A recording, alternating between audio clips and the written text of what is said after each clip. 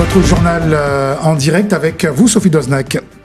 Charles Goncalves Arnaud reste en détention. L'élu de...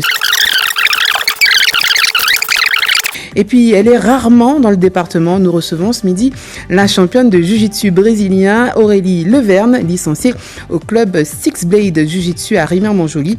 Elle nous parlera de son actualité et surtout de son combat à venir le 11 décembre prochain aux États-Unis. Alors nous parlions de la nature et peut-être qu'elle utilise la nature pour sa préparation physique. Accueillons maintenant notre invitée, rarement au pays. Nous profitons de sa présence pour la recevoir. Aurélie Leverne, bonjour. Bonjour à tous. Alors vous êtes championne internationale de jiu-jitsu brésilien. Vous êtes licenciée au club Six Blades Jiu-Jitsu à Rivière-Montjoly. Vous êtes rentrée depuis peu au pays, enfin depuis quelques semaines. Vous préparez un combat historique, peut-être qu'on peut le dire ainsi, contre Raquel Canuto, une combattante américaine de jiu-jitsu et de mixed martial arts, si je ne me trompe pas. C'est bien juste. Alors, comment se prépare un tel combat ? Eh ben, j'ai envie de dire que c'est pas parce que c'est ce combat-là qu'on se prépare d'une certaine façon. Dès qu'on prépare un combat ou un événement ou une compétition, on met tout en œuvre Bien sûr. Pour réussir. Donc, c'est à la fois de la préparation physique, de la préparation mentale, des entraînements spécifiques, de positions spécifiques de jiu-jitsu brésilien. C'est étudier aussi les stratégies en fonction de elle, comment elle va faire, c'est quoi ses points forts, ses points faibles, les miens.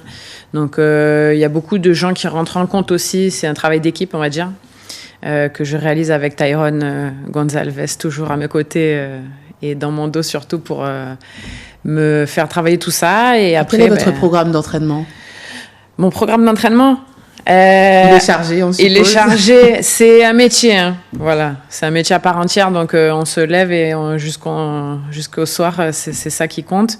Donc on va dire que le matin, il y a un moment de préparation mentale, ensuite on va à la salle pour faire de la préparation physique ou de la physiothérapie en fonction de quelles anciennes lésions sont à traiter toujours. Ensuite, il y a l'entraînement de midi de jiu-jitsu brésilien, que c'est souvent des combats spécifiques. Après, il y a l'entraînement du soir, où c'est plus technique avec un peu moins de combat. Ça dépend des jours. Et voilà, après, il y a toute la partie diététique aussi, puisqu'il faut manger correctement, parce qu'il y a un poids à respecter. Quel est votre poids, votre catégorie, justement ? Alors là, je combats en moins de 145 livres, donc c'est 65,7 kilos. Donc c'est quelque chose que je pèse juste le jour même de l'événement. Donc là, on va dire que là, il y a 1 mois et demi avant l'événement. Donc ça fait déjà 2 semaines que je suis rentrée dans un plan alimentaire, on va dire. Et là, c'est à partir d'aujourd'hui, donc 1 mois et demi avant, que j'ai besoin vraiment de pas sortir du tout du plan alimentaire pour être sûr le jour J de pouvoir faire la pesée sans trop déshydrater, sans perdre de force, d'énergie, etc. Mais sinon, grosso modo, là, je dois peser... Là, je pèse déjà 70, on va dire. Alors, donc 5 kilos. Vous êtes de plus en plus connue. Vous représentez donc la Guyane et la France. Alors, comment est-ce que vous voyez-vous comme représentante de la France ? Vous êtes combattante internationale pour la France ? C'est marrant parce qu'on en parlait hier avec mon kiné et justement Tyrone, et je disais que j'allais créer un drapeau avec le monde dessus. Parce que oui, forcément, il y a le drapeau français parce qu'on prend la nationalité de la personne et que la Guyane reste un département. Donc, pas chacun des combattants français n'aura pas le drapeau de son département, malheureusement. Sinon, ce serait la Guyane pour moi. Mais souvent, c'est vrai que sur place, j'essaie d'amener quelque chose où on voit les couleurs de la Guyane. Et notamment, là, j'avais le t-shirt de Pinjo qui m'avait donné un débardeur avec les couleurs de la Guyane.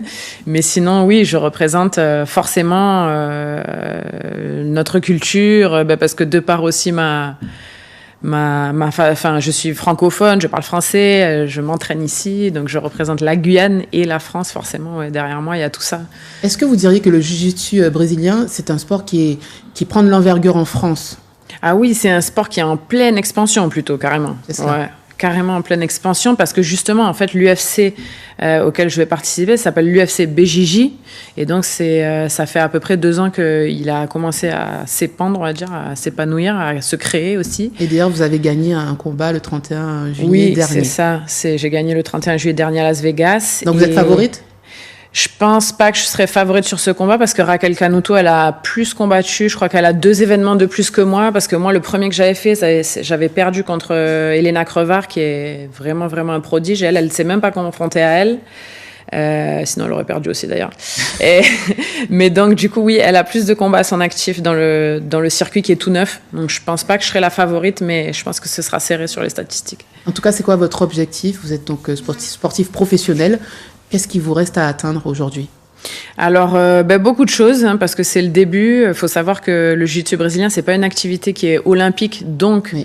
En France, vu qu'on revient encore à la France, j'ai les couleurs derrière moi, mais j'ai plein de choses que j'aimerais faire évoluer et j'espère que de gagner cette ceinture, ça me permettra déjà d'ouvrir une grande porte encore sur ma carrière à l'UFC.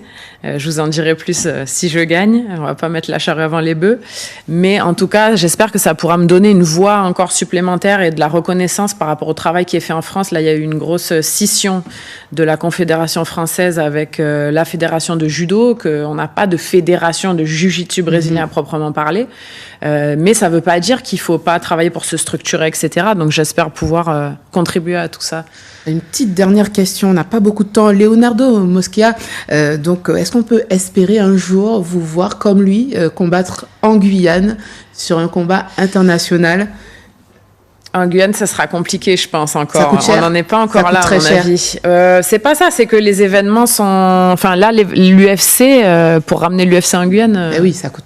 Voilà, c'est une question de moyens. Disons que je pense qu'en fait, le fait est qu'on soit à cet endroit-là, que les billets d'avion soient chers pour venir et pour partir, ça a des coûts. Et ici, il n'y a pas autant de pratiquants qu'au Brésil ou qu'en France, on reste quand même assez excentré, malheureusement, de ce qui se passe dans le monde. Et c'est pour ça qu'on doit y travailler, bien sûr. En tout cas, vous combattrez donc aux États-Unis. Ce sera à Las Vegas. Exactement, aussi. Las Vegas. Et nous vous suivrons sur vos ça sera en direct réseaux sur YouTube. Sociaux. Aurélie Leverne, à ne pas manquer le 11 décembre prochain. Merci. Je compte sur la Guyane. Merci. Voilà.